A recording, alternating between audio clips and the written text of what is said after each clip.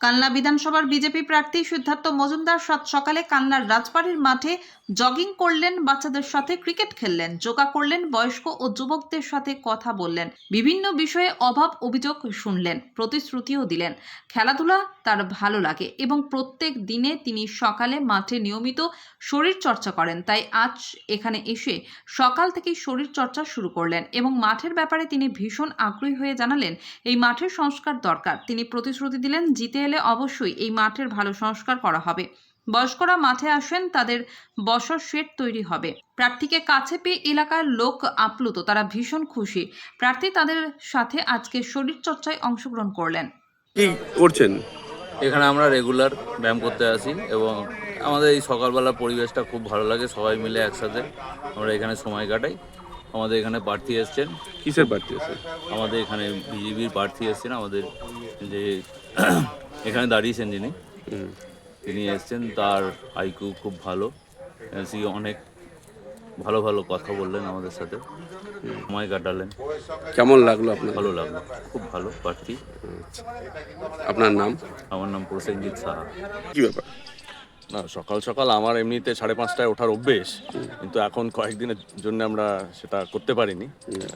কিন্তু আমার শরীর চর্চা করা, জগিং করা, জিমে যাওয়া, এগুলো আমি সারা জীবনই করে এসেছি। এখন এখানে এসে আজকে থেকে আমি এটা করতে বেরিয়েছি। জগিং করলাম, একটু এদের সাথে খেলাধুলা করলাম। অনেকদিন হয়ে গেছে খেলাধুলা করি না, হয়তো একটু চেষ্টা করবো যোগা টোগাও করে আমি এটা রোজই কন্টিনিউ করবো।